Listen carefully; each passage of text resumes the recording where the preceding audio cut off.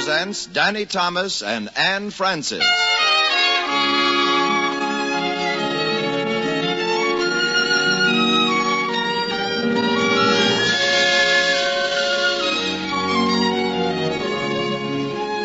From Hollywood, the Mutual Network, in cooperation with Family Theater, presents Early Bird, starring Danny Thomas. And now, here is your hostess, Anne Francis.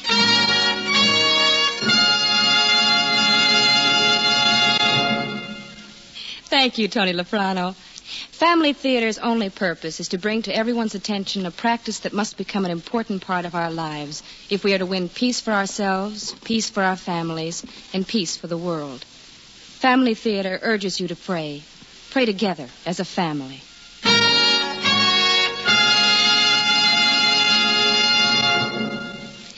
And now to our transcribed drama, Early Bird, starring Danny Thomas as Arnold.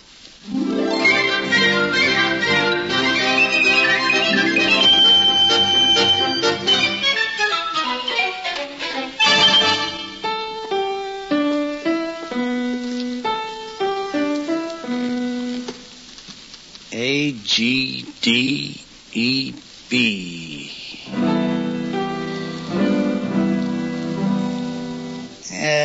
Nothing. Let's try this. Yeah? Arnie? Oh, hello, Ray. Well, how's it coming? It isn't. I think I'm burned out. Burnt out? Oh, sure. 20 years you've been writing top songs every 2 weeks. You're burnt out.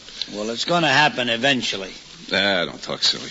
I wasn't asking about that. How's the speech coming? The speech? The speech. Tomorrow afternoon at the college commencement exercises. Oh, my gosh. What's the matter? I forgot. You haven't even started it? I forgot all about the thing. Arnold, get with it. It's tomorrow. I'll never make it. What? You got to get me off the hook. You're the principal speaker. Your name's all over the program. I'll get sick. That's it. I'll get sick. You can't get sick. You got to give the speech. I mean, I'll say I'm sick. No. Look, as a matter of fact, I am sick. I'm overworked. Oh, baby, if I'm your personal manager, you got to let me manage. You can't duck this thing. Everybody's coming. Your family, your friends. Too late. I can't write a speech anyway. Arnold, you'll disgrace yourself. Look, I never went to college. I got nothing to say on the subject. They don't want you to talk about college. They want you to talk about yourself. Myself? You're a success, a big songwriter. That's what they want. What? The secret. How did you do it? Are you kidding? Last year, they had this guy won a Pulitzer Prize. He gets up, he tells them what a great man he is. I bet he went to college. In Gimbel's basement. Go on. I'm telling you, he doesn't even use commas. How I did it? Yeah. How you got to the top? I can't tell him that. They'd put me in a straitjacket. Well, change it around a little. Give him the old formula. Hard work, stick to itiveness, you know. Look, they throw rocks at me. All right. So don't tell them what really happened. Make it up. Yeah, make it up. I can't make up stuff like that. Sure you can. Just twist it around a little. Tell them you were a lifeguard instead of a milkman. I'll never get it done in time. The sooner that you start, the sooner you're through. And I'll send over one of the girls from the office tomorrow morning to type it up. Ray, listen. No more excuses. Sit down and do it. I don't even know how to start. Start at the beginning. Only like I told you. Change it around. See you tomorrow. Change it around. It's easy to say. Tell him you were a lifeguard instead of a milkman. I was a milkman. So what's wrong with being a milkman?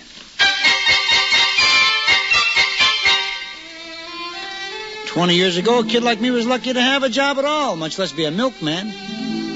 Milkman was a big deal. I liked it, too. Except for getting up so early.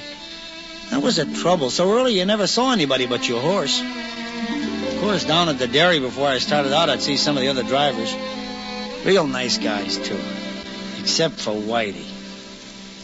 That one. Whitey Benson. Every morning he was on me like an overcoat with his big mouth.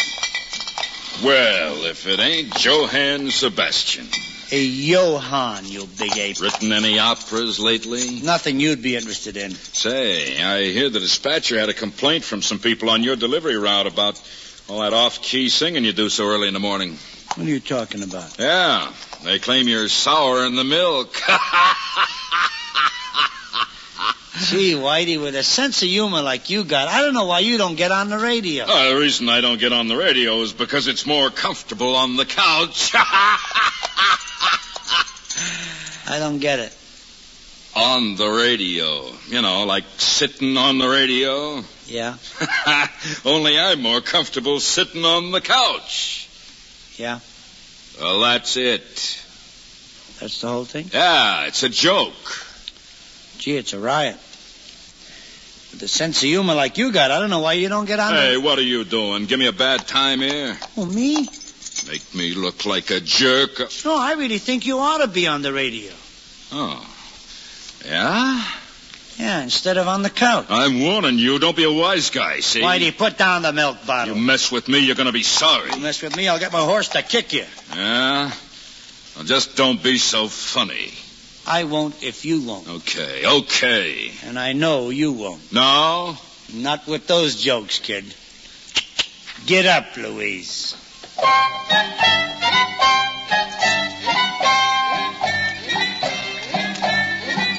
Oh, that Whitey Benson. Always give me the needle because I'm trying to write songs. Well, that's all right. Let him needle. I'll show him. Someday I'll save the life of a big music publisher from drowning or being run over by a vegetable truck or something. Then he'll needle with my name all over the papers. When he finally gets nerve enough to come around, I'll tell him I'm taking my milk from another company. Boy, that'll be a good one. I'll show him one of these days.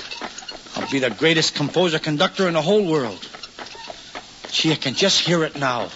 Ladies and gentlemen, we bring you the Krause Milk and Philharmonic. And here is your conductor, Arnold Castor. For my first number, I'd like to play a composition of my own. And now I raise my baton and... Oh! Good grief, I didn't see that bottle there. Must have been the one Whitey took out, that big ape. And I'll get docked for it. Well, I'm not going to pay for it. When I get back to the dairy, I'll tell him what's what, and if he doesn't cough up the 12 cents, I'll sock him in the nose. Right in the nose. Just like that. Say, Whitey. What do you want, Gershwin? I had a little accident this morning. You know the bottle of milk you were fooling around with? Now, what about it? Well, you didn't put it back in the case, and it got knocked down and broke.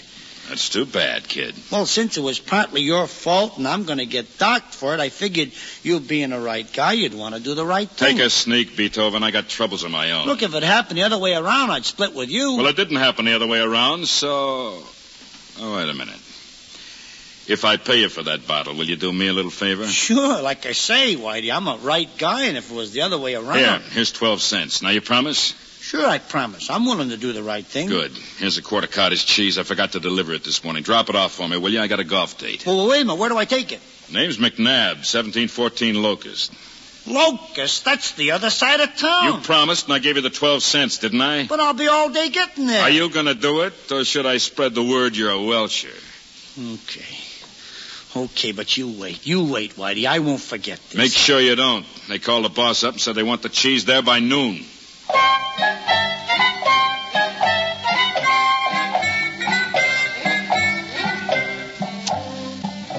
You know, if Whitey hadn't schmoosed me into delivering that cottage cheese, a lot of things that happened never would have.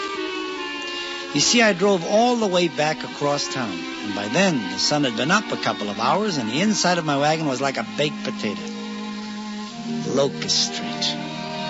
What a snazzy neighborhood that was. Great big houses, wide lawns, lots of trees. 714 was one of those two-story colonial jobs with white pillars in front. I'd already climbed out of the wagon, was coming up the walk when I saw this lovely thing come out on the front porch and yell at me. Milkman! Yoo-hoo! Milkman! Yeah, that's me. That's me. You the ones waiting for the cottage cheese? Yes, can you hurry, please? Hey, hurry's my middle name. Oh, you don't have to run. Oh, the pleasure's all mine. Look out for the garden hose. Oh, don't you worry about me. I'll be... Look out! Oh, no. Oh, my goodness. Are you all right? Yeah, but look at everything all over the lawn. Oh, you're lucky you weren't killed. That was a terrible fall you took. I'm okay, but the cottage cheese is ruined. What What is happening out there? Oh, Daddy, it's the milkman. He fell down. Oh, he fell. I never saw such a mess in my... you all right? Oh, yes, sir, Mr. McNabb.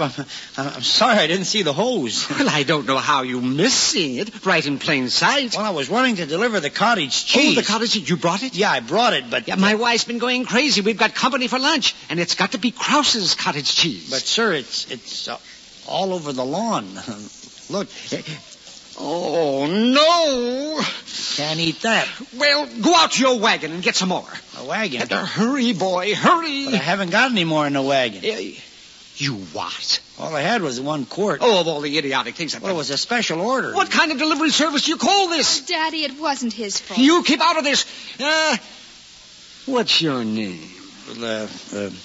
Castor, Arnold Castor, sir, but I'm not the regular driver on this route. You won't be the regular driver on any route. When I get through telling Bill Krause how you're wrecking his business... But it was an accident. I couldn't help it. Oh, come on in the house, Jerry. Right away, Daddy. Castor, eh? Oh, yes, well, I won't forget that name. Boy, this is sure my day.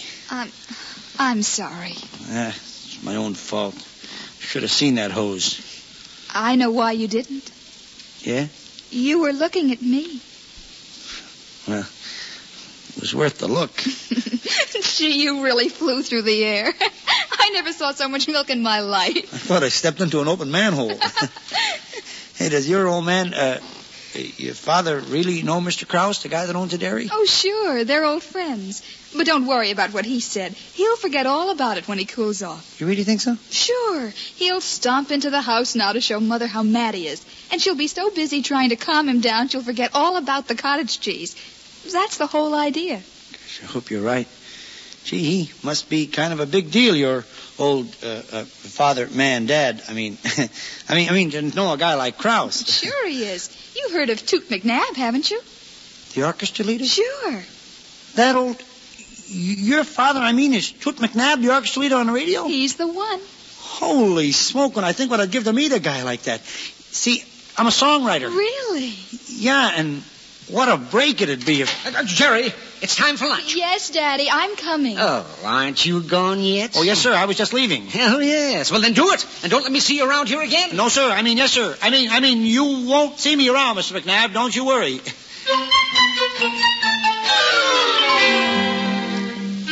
Oh, will I ever forget those next 3 weeks? I went around like a man in a dream, and then a nightmare. I'd fallen in love with Jerry McNabb, and I didn't have nerve enough to do anything about it. And I wanted an old man to listen to my songs, but I knew if he even saw me around the house, he'd call the cops. The cops. I know what made me think of that. By the time things came to a wind-up, every cop in town was after me. And it all started so innocently. The morning before Whitey went on his vacation. Well, how's tricks, Mozart? Look, Whitey, will you take your gag somewhere else this morning? I'm not feeling so peppy. You still drive back to the dairy every day by way of Locust Street? What do you know about that? Don't get sore, kid. I got eyes. You kind of like that McNabb girl, don't you? So what? You figure her old man might be able to give you some help with those songs of yours? You listen to me. I'd like her even if you were her old man. You really got it bad, huh? Will that be all right with you? Well, don't get sore. Just thinking I might be able to give you a little help getting connected over there. And just how would you do that? Well, it ain't much, but I'm going on my vacation tomorrow. I was thinking maybe you'd like to take over my route while I'm gone. Are you kidding? No. At least it would give you an official excuse to stop by the place every day. Gee, Whitey, you think the boss would let me do it? Sure. If I recommend you. I get it. What's the catch? No catch. Somebody's going to get the route while I'm gone. Might as well be you. No kidding? Sure. Gee, Whitey, I guess I had you all wrong. Forget it. Look, if I can ever pay you back in any way... Believe me, kid, just knowing while I'm away that you'll be handling things, that's pay enough.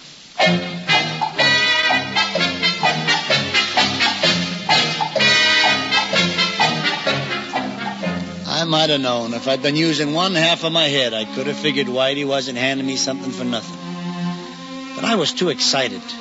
This meant I'd go to Jerry's house every morning. I was going to make it the last stop on the route, like 9:30 or 10 o'clock. I had another scheme in mind. I was going to leave my songs with her in an envelope with a note, and maybe she'd get her old man to look at them. Well, I sat up half that night writing lead sheets.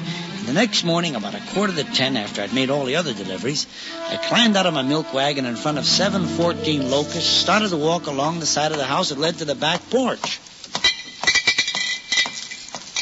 Hey, this place is pretty quiet for 10 o'clock in the morning. Anyhow, they left a note in the milk bottles. What's this? Dear Milkman, just to remind you, we're leaving town for 3 weeks in the mountains. Please do not make any more deliveries until further notice. Oh, brother, she's gone. They're all gone. How do you like that? By the time she comes home, 3 weeks, I'll be back on my old route. Hello there. Huh? Oh, hello. I didn't think there was anybody home. There isn't, I'm afraid. I just got in from New York last night and found they were all gone. Oh, you a member of the family? In a way, yes. I'm Uncle Jim, Toot's brother. Oh, what happened to your arm? I lost my footing on a train platform last week. I chipped a bone in the elbow. Oh, that's too bad. Oh, it doesn't hurt anymore, but wearing this cast kind of reduces my efficiency. Yeah, I can see how it would. Say, as a matter of fact, since you seem to be rather sympathetic, there's a few things you could give me a hand with, if you would. Oh, sure. Oh, come on in. See, I wanted to send a note off to my wife, and I can't seem to get the stationery drawer in Ed's writing desk open. Oh, I'll open it for you. I sure will appreciate that. Right here in the library. Ed, is that Toots? Mr. McNabb's real name? Yes. I never can bring myself to call him that other thing. He's a pretty famous guy. Pride of the family. Oh, here we are. Is that the desk? Mm-hmm. Yes, the note paper and the envelopes are usually kept in the wide bottom drawer. This one? Yes. Opens pretty easy. When you've got two hands. Oh, yeah, I guess that's it. Hey, I don't see any envelopes or writing paper in here. Just ribbons and labels and stuff. Well, that's strange. That's usually where he keeps it. Would you mind trying the drawer above it? Oh, you bet. Nope. Wrapping paper, old Christmas cards. How about the little drawer up on the right side? This one? Mm-hmm. It looks like it might be a place for stationery. Oh, yeah, this is it. Oh, fine. Well, I certainly appreciate this. Not at all. Glad to help. Well, I guess I'll be going. Oh, don't forget your own envelope here. Oh, yeah, I was figuring to leave it, but since they're all gone. Is it the milk bill or something? No, it's not that. I can forward it to Ed if you want me to. Oh, well, to tell you the truth, Mr. McNabb, it's a couple of songs I wrote. Songs? Yeah, and a note I was going to leave for Jerry. Miss McNabb. Are you the one? The one what? The one that Jerry wrote us about. The milkman who writes songs. She wrote about me? Just last week. Well, I'll be darned. Yeah. I didn't even think she remembered me that well. And these are some of your songs. Well, they're just lead sheets and some chords. I was hoping maybe she could get her old dad, her father, to look at them. Well, why don't you leave them here? I'll see that he gets them. Would you? Could you really? I'd be happy to. Gosh, I'd never be able to thank you. Of course, I can't promise anything will come of it. Oh, I know that, but, if we could just get them to look at it. I think I can guarantee that much. After all, you've done me a good turn. Gosh, I can't tell you. Now, don't mention it. Just leave them here on the piano. I'll mail them to him this afternoon. Okay. Do you want me to send along the note for Jerry, too? Oh, no, I'll take that out. I'll give it to her when she gets back. Next time I see her. I understand, son. Well, I better be going. This sure is swell of you, Mr. McNabb. Now, you just forget it. Maybe someday when you get to be a big name, you'll remember me.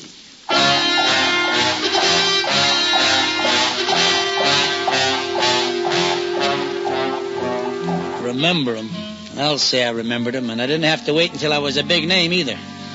That night when the cops came up to my room in a boarding house, he was all I could remember. But they thought I was just trying to be a wise guy. Look, Castor, your fingerprints were all over the place. On the desk, on the piano. I told you how that happened. I was helping Mr. McNabb's brother because he had a broken arm. Speaking of broken arms, Lieutenant. No rough stuff, Al. Look, I didn't steal anything. This is your last chance. I'm innocent. Where did you hide the stuff? What stuff? Jewels and furs. I never saw any jewels and furs. Lieutenant, I'm telling you, this kid needs his memory jogged a little. I said no. Look, I was just in the house 5 minutes. You're a fast worker. Well, you made your mistake was leaving those songs behind you. I meant to leave them behind. See what I mean? He's hysterical. Maybe if I just slap him out of it just a Now, little... for the last time, no. Lieutenant, you gotta believe me. I didn't steal anything. Okay, kid, have it your way. Come on. Where are we going? Over to the McNabb place. You can tell him your story. But I thought they were out of town. That's what give you the idea to loot the place, huh? No, they left it in the milk bottle. The jewels? No, a note saying they went to the mountain. All right, kid, let's go. Look, do we have to go over there? What's the matter? Well, Jerry's old man, father told me not to come around the house anymore. We got an opinion about that, too, Sonny. What do you mean? You should have taken his advice.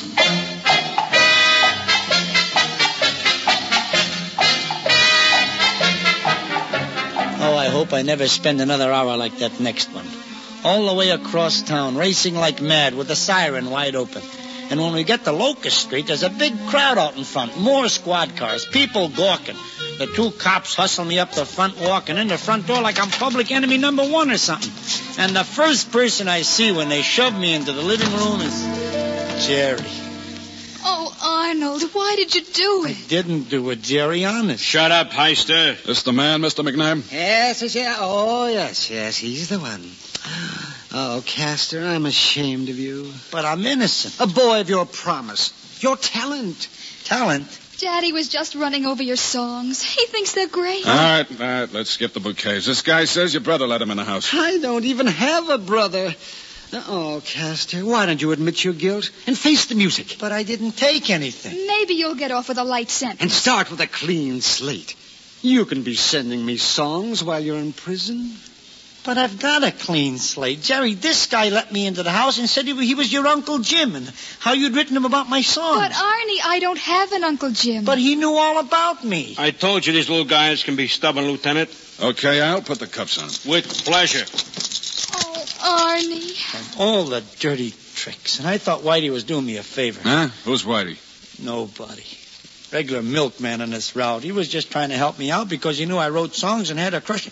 Hey, wait a minute. Don't get frisky, kid. I got it. It was Whitey. It was Whitey what? This is how they always start, Lieutenant. Sure, it has to be. He knew all about the songs. Should I tap him just a little? No. Always giving me the needle. What about Whitey? He's the one. He framed me. Whitey Benson, the other milkman. That's why he wanted me to take over the route. Arnie, do you think you can prove this? Sure, he must have been working with this other guy, Mr. McNabb, your brother. I don't have any brother. Will everybody stop yelling around? I mean, the guy who said he was your brother. That's how he got me to leave my fingerprints all over the place. Castor, do you know that attempting to implicate an innocent person in a felony is another felony?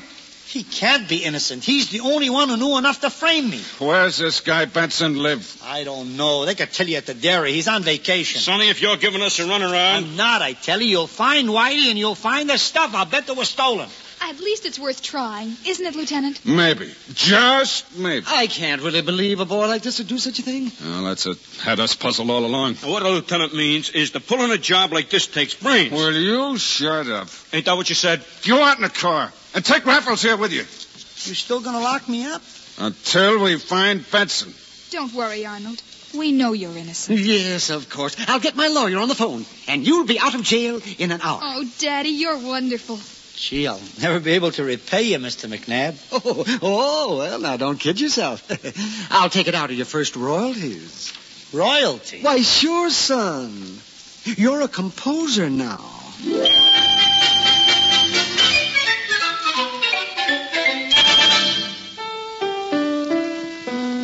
Composer.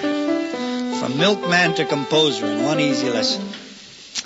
Well, it's a cinch I can't tell that success secret to any graduating class. Let's see now. Yeah? How's the speech coming? Hi, honey. Not very good. Well, Arnie, we're all going to be so proud sitting out in that audience tomorrow, listening to you. We? You bringing the kids? Of course. They wouldn't miss it for the world. You'll give a fine speech. What have you got so far? Just a couple of notes. I can't tell them what really got me started as a composer. I don't know why not. No. I figured I'd start off something like, Mr. President, honored members of the faculty, graduates, and friends.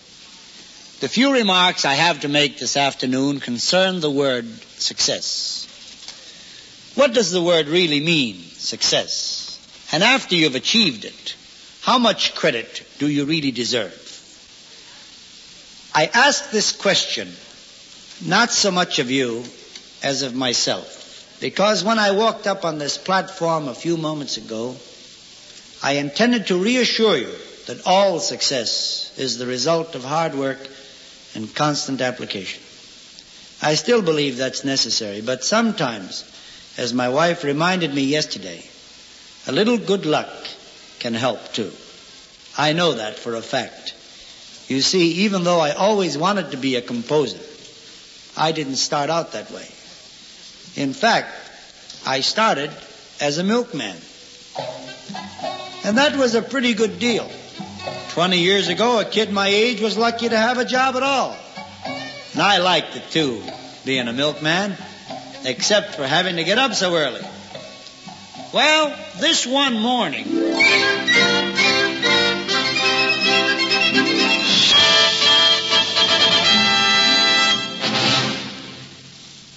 This is Anne Francis again. A listener once asked us how we managed to present such a variety of plays week after week and always end with the same theme, family prayer. Well, here's the secret, if it can be called a secret. There isn't a thing in life that doesn't somehow tie in with the family, that isn't somehow of interest to it, because the family is the basis of all society and civilization. Whether it's baseball or babies, railroads or religion, it's connected with the family, and the family theater listeners like to hear about it. In the same way, there isn't anything in life that isn't connected with God, who created and sustains the world and all that is in it. So it's never an effort to introduce the thought of prayer, family prayer. After all, do we possess anything that doesn't come from the hand of God? And isn't it only sensible that we should pray together as a family for the graces we need each day? That's why we leave you each week with a thought we'd like you to make your own. The family that prays together stays together. More things are wrought by prayer than this world dreams of.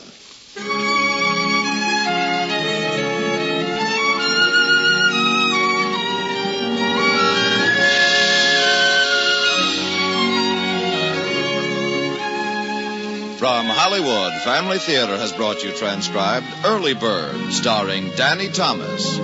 Anne Francis was your hostess.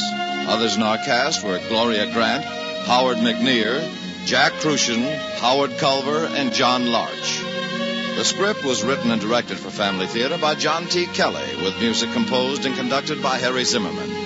This series of Family Theater broadcasts is made possible by the thousands of you who feel the need for this type of program, by the Mutual Network, which has responded to this need, and by the hundreds of stars of stage, screen, and radio who give so unselfishly of their time and talent to appear on our Family Theater stage. To them and to you, our humble thanks. This is Tony Lafrano expressing the wish of Family Theater that the blessing of God may be upon you and your home, and inviting you to be with us next week when Family Theater will present Teresa Wright and William Bendix. Join us, won't you?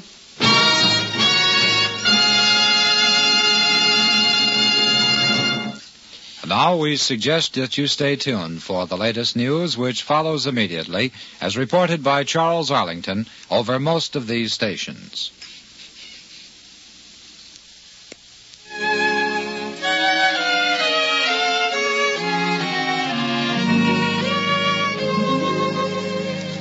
This is the Mutual Don Lee Broadcasting System. This is Mutual, the radio network for all America.